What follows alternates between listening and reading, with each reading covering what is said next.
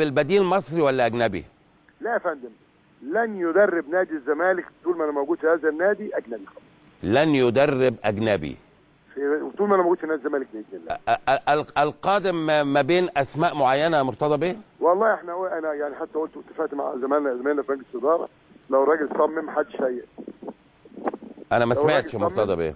احمد حسام ميدو، ايوه، معاه طارق مصطفى، ومعاه سامي الشيشيني، واسماعيل يوسف مدير كوره، وايمن طاهر مدرب حراس. الله، ده كده الجهاز يعني. يا بيه، ما هو انا بص، طب ده قصه زي ما بيحصل في اوروبا، قصه الصدمات الكهربائيه فجاه كده مدرب يمشي، واخد بالك. وانا طبعا عندي ايه برضه، انا من شبرا ورود الفرج يعني. يعني لما يكلمني واحد مثلا من الكويت يقول لي ايه استاذ مرتضى، هو فيريرا عقده اخره يوم ايه؟ يعني انا مش تلميذ يعني، واخد بالك. ده معناه ان هو الراجل تقريبا مربط في حته ثانيه. يوم ايه بقى؟ يوم ايه هيغادر يا مرتضى بيه؟ هيمشي امتى؟ هيمشي امتى؟ عقده ينتهي بالظبط يوم 11 يوليو السنه دي ان شاء الله. شهر 7. 6 اشهر اللي هو اشترطهم. يعني طب معلش انا هراجع مع حضرتك، معلش يا مرتضى بيه. اذا من مجرد ما هيغادر في شهر 7، المدير الفني هو الكابتن احمد حسام ميدو، المدرب العام الكابتن طارق مصطفى، المدرب المساعد كابتن سامي الشيشيني ان شاء الله، كابتن سامي الشيشيني، مدرب الحراس ايمن طاهر باذن الله، كابتن ايمن طاهر. طيب هل دول وعلاء علي هيستمر يا كابتن؟ علاء عبد الغني؟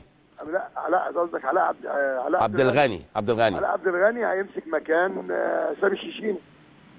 اسماعيل يوسف. طب اسماعيل يوسف مدير كوره ان شاء الله. الجهاز عايز ده اقول لك حاجه، اللي مريحني شويه يعني، انا مش عايز اقول لك ان انا قربت اطق يعني. اللي مريحني ولامم اللعيبه اسماعيل يوسف. اسماعيل، انا متفق معاك، لان انا بكلمك الصراحه، انا مدي يعني مثلا انا مدي تعليمات لمجلس الاداره ما حدش يروح تدريب. تعليمات مجلس الاداره اولا، هم راحوا ماتش النهارده بالعافيه. تمام، يعني احنا بعدين تماما ومدين الراجل كل الصلاحيات. لكن لازم يبقى في حد بني ادم بيتكلم عربي يفهم الراجل ده، او عشان يعني مثلا واحد زي مصطفى فتحي ده انا بعتبره احسن لعيبه في مصر. تمام طبعا، بس محتاج حد يشد ودنه ويقول له لا يا مصطفى العب لزمايلك. لو انا بقى هقول لك شوف بيتدخل. ده دور المدير الفني مش دوري انا. صح، ده مش دوري انا خالص. صحيح، ده دور المدير الفني.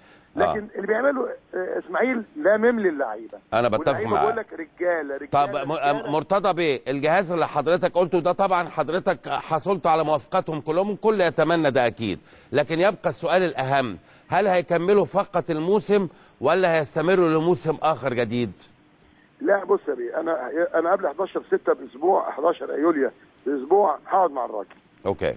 هقول له دلوقتي احنا قدامنا 3 حلول، ما لهمش رابع. انا راجل قانون وبحب ايه المنطق يعني. نعم.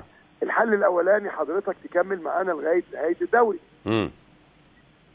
ولو في كاس تكمله. تمام. الحل الثاني ان حضرتك تعمل معانا موسم زياده، يبقى احنا خدنا نص موسم وموسم. اوكي. تمام. الحل الثالث ان حضرتك تصمم تمشي. ده قبلها باسبوع قال لا انا هاخد موسم كامل هديله الموسم. تمام. زي العهد القديم. لا انا ممكن اكمل لغايه ما نخلص الدوري والكاس. اعتقد الدوري هيخلص في شهر اغسطس 8. تمام. هنرحب بالكلام ده، واللي بتعرفه احسن ما تعرفوش. تمام. قال لا انا عايز بقى اروح اسافر بقى عشان الجماعه في او في اي دوله طالبيني، زي ما حصل مع طارق العشري ورايح اللي ربنا يوفقه في الامارات. واخد بالك. لا الاهلي ولا الزمالك بيقوموا على مدير فني. الاهلي والزمالك اداره محترمه توفر امكانيات، لعيبه على اعلى مستوى، ربنا بيوفقهم بيعرفوا